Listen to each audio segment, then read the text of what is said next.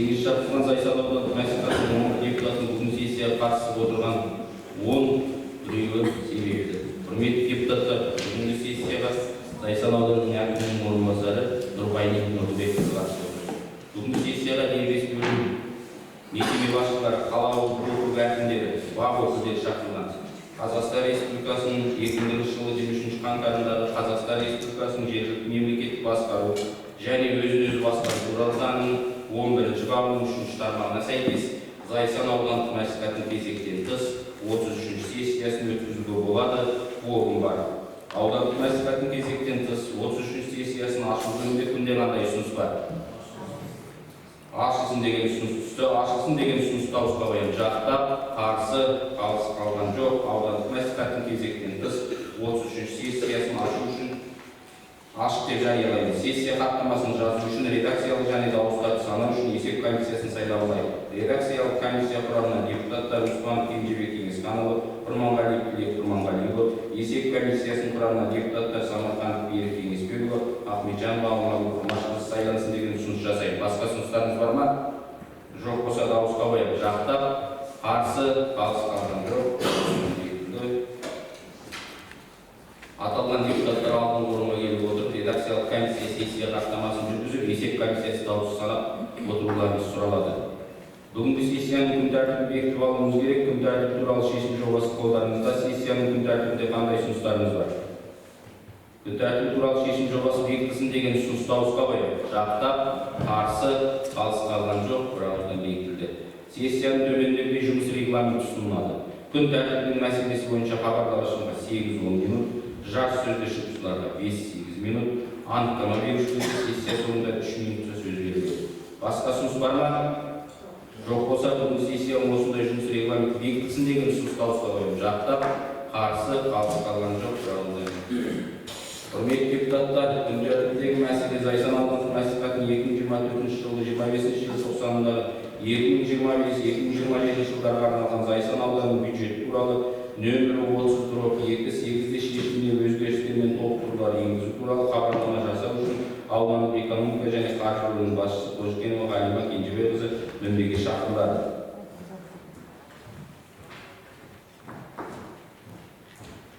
Хабарлама тұрақты комиссия отырысында тыңдалып талқыланған. Хабарламаны қайта тыңдаудың қажеттілігі бар ма? Жоқ болса, дауысқа қоямын. Жақтап, қарсы, қалыс қалған жоқ, бірауыздан қабылданды. Хабарламашыға кімде қандай сұрақ бар? Сұрақ бар ма? Жоқ болса, сұрақ тоқтатылсын деген ұсыныс дауысқа қоямын. Жақтап, қарсы, қалыс қалған жоқ, бірауыздан қабылданды. Ғалима Кенжебекқызы орныңызға отыруға болады. Қаралып отырған мәселе бойынша жарыс сөзді шығушылар бар ма? Жоқ болса, жарыс сөз тоқтатылсын деген ұсыныс дауысқа қоямын. Жақтап, қарсы, қалыс қалған жоқ, бірауыздан қабылданды. Осы мәселе бойынша құрметті депутаттар шешім қабылдауымыз керек. Шешім жобасы қолдарыңызға таратылып берілген. Редакциялық комиссия шешім жобасына өзгеріс жасау жөнінде ұсыныс болды ма? Жоқ болса, шешім жобасы қабылдансын деген ұсыныс дауысқа қоямын. Жақтап, қарсы, қалыс қалған жоқ, бірауыздан қабылданды. 8 шақырылған Зайсан аудандық мәслихаттың кезектен тыс 33-ші сессиясының күн тәртібіне ұсынылған мәселелер қаралып, шешімдер қабылданды. Сессия барысы бойынша анықтама берушілер бар ма? Аха, жақсы. Алмау болмай.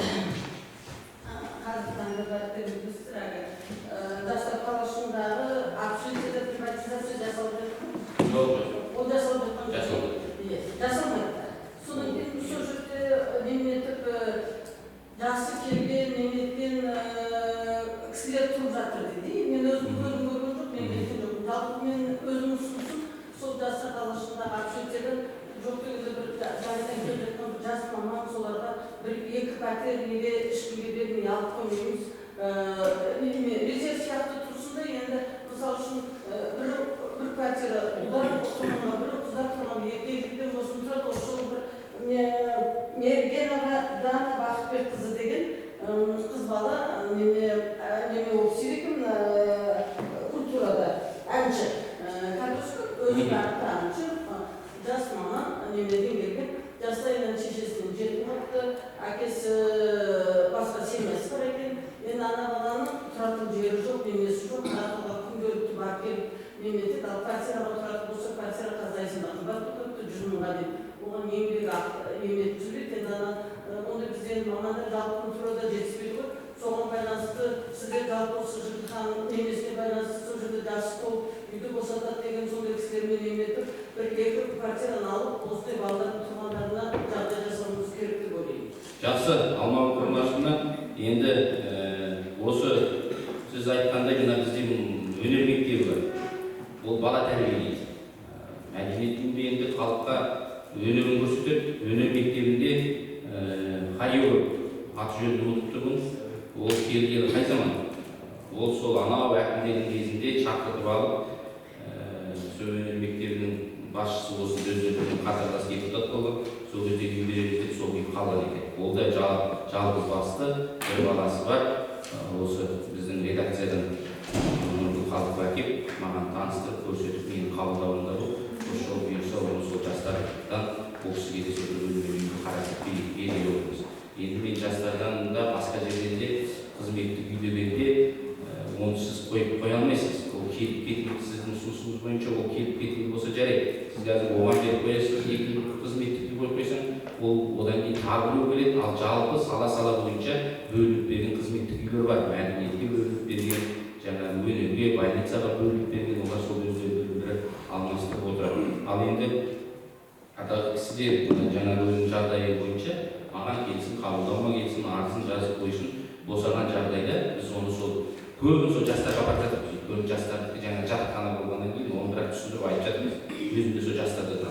Бұл жай жатақхана дейді. Бұл баспанаға барып, бұны ал жаңағы өзіңіз айтқандай жекешелендіру кезінде бізде шығыс қазір 2000 мөлшері 18-де ме 16-да ма облыс әкімінің постановлениесі шыққан жатақханаларды үй қылып немесе жекешелендіріп беріледі.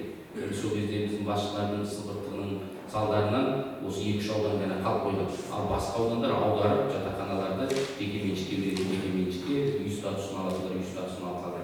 Ал енді жатақхананы жалпы бұл жатақхана емес, бұл үй басында. Жатақхананы деген ол жаңағы жуынатын бөлмесі, ас бөлмелері өздеріңіз білесіз ғой, семейный жатақхана болды ғой бәрінде. Бұл үй болып салынып, оның ар жағында жаңағы қаражаты бөлініп, үй болып салынғаннан кейін, бұның бір жағы авария болғаннан кейін, бұл өтпей қалған үйге. Содан кейін бұның жаңағы қалай да бұның қаражатын шығару керек болғанға жатақханаға өткізген. Содан кейін барып бұл жатақхана деген статусымен қалған.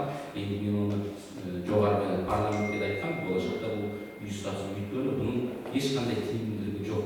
Бұның қазір ішкі құрылысы, сыртқы, түпкіл, жуып, шайын, есік алдын абаттандыру, анау түгел дезинфекция жасау, соның барлығы шыққанның мойнында. Шыққан оған қаражат жетпейді, ана төбесіне су ағады, оның бір жерінде жамап кетеді. Әйткенде ол шыққанның мойнында бермейді, өздеріңіз біліп отырсыздар, көп балалы аналардың қанша мыңдап өздеріңіз білесіздер, барып қаражат мемлекет соған көздеп жетіп, осы аренда жерлерінің барлығы қазір көп балалар жекеменшікке шығарып жатыр.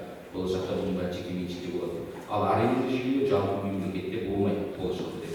Қазір салынып жатқан үйлердің барлығы банктермен келісімге отырып, жаңағы сіздің жағдайыңызға байланысты орта есеппен жаңағы арендасын керісінше банкке төлеп отырып, отбасы банкі сияқты ма сондаймен қалып өзіне жекеменшікке алып алған жағдай жасап отыр. Өйткені қандай үйлер салынып аренда жүйені көріп ешқандай пайдасы жоқ. Өйткені арендадан алған адам үйдің ешқандай жағдайына қарамайды. Өздеріңізді көріп отырсыздар, көп балалы аналардың қанша жиналыс болды осы жерде. Істемейміз, бір шеңгесінде қаптаймыз, өйткені біздің үй емес ол. Бірақ үйді жыққанның мойнында давай бұдан жөндеп береді. Сондықтан үкіметтің көзі қазір анық жетіп отыр.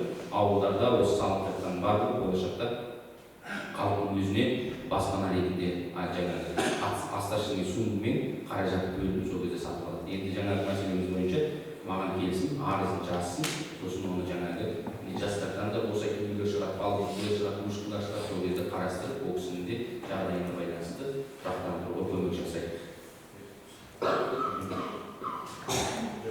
Аренда үйі бойынша былтыр жұмыс басталды ғой, комиссия тексеріп өзіңізді тапсырма бересіз ба?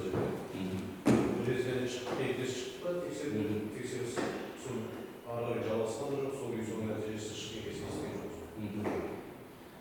Соны аяғына дейін жеткізу керек деп кім өзі тұрып жатыр, кім материал бергізіп отыр, кім төлеп отыр, кім төлемей отыр, соның бәрін жүріп. Содан кейін мына Шевченкода 15 үй, кім біразы арендада, ол жердегі су алдында айтып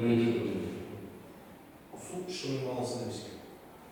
Содан ана жердегі трансформатор шығын балансын емес, сонда қалай кім оны обслуживать етеді,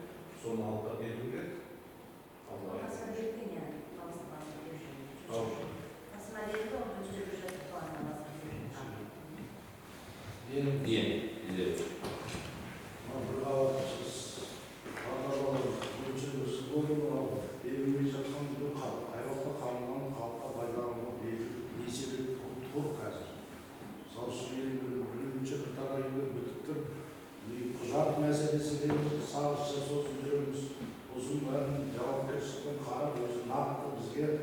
Бұның артында халықтың тағдыры тұр, мемлекет ұлттық қордан ақшаны беріп, ал біз спокойно не белгілерді беріп қойыңыз да жауапсыз. Сарғышша созып жүре береміз оны қай уақытта. Осы мәселені маған жауап беріңіз, құрылыс бөлімінің шыққанма. Қай уақытта бұл үйлер тұрғын үйлер қалған нақты халықтың игілігіне қай уақытта береміз ғой? Бетіне қарап отырғанымызда Жыққа қайда? Сөз сіздер мәслихаттың отырысын керек болмайтын болғансыздар ма не? Аудан әкімшілігі. Қайда жыққа қаламыз? Бәрілеріңізді айтыңыз. Депутаттар ойнап келмейді мына кісілер. Сіздер сияқты жалақы алып отырған жоқ мына кісілер. Осы халық үшін жұмыс істеп отыр. Сондықтан айына тез болады сессияға толып қатысуларыңызды сұраймыз. Қайтадан сізді жайып кеттіңіз бе? Дұрыс емес пе ал? Қатты айтсақ ренжисіздер сосын. Асхат не болды? Шет жағасын білесің бе? Жоқ. Енді құрылыс бөлімінің әйтеуір жыққа қалып Қойген үйде распределение жыққа да бар. енді распределение бір жүріміз бөлімнің беріліп қойған пәтерлерді әркімге балансын, әркімге бәрі біткен жоқ. Жырлаған бүйтіп жүрмен жүреміз мынаған бір. Жақсы, Резембек Шәкенұлы. Қолдан бір жоғары уақыт болды. Нұрғайын Нұрбекқызы, әкімден жыққа ғана тұрғын үйлер мемлекеттік халықтың ақшасы өңшіміз. Ертең жаңа қартайды басқа жоғары жаққа әлеуметтік желілік штанды айтып соны бізге айтты. Осы қыз саясы керек. Қыз отырдар мен осы құжатты. Егер тұрақтары жаратыңызда бір менің округім бойынша қайранда, қуанышта, бір жағынан кейбір бәріне ішіп қарап айтып бір нәрсені жыққан айтып қойыңыз. Кеп жауап берсін жыққанын осы. Құрметті депутаттар, Резембек Шәкенұлы ұқтық. Біз хаттамаға жазылғандықтан 12 күні майын ауылдық әкімдердің бюджетін бекітіп береміз. Сіздер 12-сіне дейін құрметті округ әкімдері мәслихатқа хаттарыңызды жаңағы шешім жобаларының барлығын жолдап жіберіңіздер. 12-сінен қалдырмаңыздар. Сіздердің аттарыңыздан жүрмейміз. Бекітпей кетсе ренжімеңіздер. Мен енді сондай талап қойып отырмын мәслихатқа. Ешкімнің артынан жүрмеңіздер. Хат жолданды, әкеп берсін. Егер бермей ме бекітпеңіздер. Біреу бекітпей қойыңыздар, ақшасы қайтсын. Келесі жолы бөліп өз уақытында бекітеді. Бірінші мәселе сіздерге ескертіп айтып отырған. 12-сіне қалдырмай беріңіздер. Өйткені депутаттар танысады, депутаттарға тарап беруің керек. Сіздер 11 күні кешке жіберіп, мен 12 күні сессия өткізбеймін. Сіздерге ескерту 2 күн, 3 күн бұрын әкелесіздер, депутаттардың қолынан бүкін түсін керек. Депутаттар алып қарап танысып шығу керек. Ол бір мәселе. Одан кейін 12 күннің әртүрлі мәселесіне Зайсан ауданының әкімінің орынбасары құрылысқа жауапты Дания Серікұлы ЖХ-ға осы мәселеге толық жауап бересіздер сіздерге. Жаңа қойылған тұрғын үйге байланысты мәселе. Сондықтан ол әртүрлі мәселелер күн тәртібіне қойып тұрып, сол жерде жауап бересіздер. Жауап беріп, құр сылбыр жауап жоқ. Уақытын толық айтасыздар. Резервияға қыста да көтерген, осы жолда көтерген, 10 майда бітеді, бәрін деген жауап аламыз. Енді олардың жауаптарыңыз сіздерге болса, біз онда аудан әкіміне сенімсіздік білдіреміз. Қай саланың маманы дұрыс жауап бермейді, соған сенімсіздік білдіреміз. Өйткені расында да сылбыр жүруге болмайды. Әркімнің жауапты, мен мамандығы бойынша жұмыс істеуге түсінеміз. Қан жұмысын көп білемін. Қаншама құрылыс бар, қаншама тендер бар, өтпей қалғандар, ақша бар, игерілмей қалатын ақша бар. Бірақ енді оған жауап беріп тұрып та біз жүрмейміз ғой. Ертең 1 жыл, 2 жыл сіздерді тосатын болсақ, 4 жылдан мәселе мандатын тек 2 жылдан кейін. Сонда әрқайсысынан 1 жылдан тосып отыратын болсақ, онда ауданның жұмысы жүрмейді. Сондықтан құрметті әріптестер, құрметті мемлекеттік қызметкер, аудан әкімшілігі бірлесіп жұмыс атқарғаннан кейін әрбір депутаттың сіздерге қойған сауалына заң түрінде, заң аясында әдепті уақытында жауап берулеріңізді сұраймыз. Өйткені барлығымыздың елеп отырған еліміз бір пұшпағы, аудан халқының берекелілігі, аудан халқына атқарылып жатқан жұмыстарды игі тұрақты уақытында аяқталуы. Басқа сұрақтарыңыз жоқ болса, құрметті депутаттар, сөз аудан әкімінің орынбасары Нұрғайын Нұрбекқызына беріледі. Қайырлы күн, сіздер атқаштар. Құрметті депутаттар, міне бүгін биылғы 2025 жылдың алғашқы нақтылауын өткізіп отырмыз. Өздеріңіз көрдіңіздер, жаңа комиссияда көріп жатырсыздар. Енді бұл жерде мемлекеттік қаржылық есебінен ең бірінші маңызды деген осы тұрғындармен кездесу кезінде өздерінің ұсыныстарыңыз бойынша түскен ұсыныстар қаралды. Қаржылықтың жеткеніне байланысты бүгін берілді. Сондықтан сіздерге осындай ұсыныстарды мақтап бергеніміз үшін рахмет айтамыз.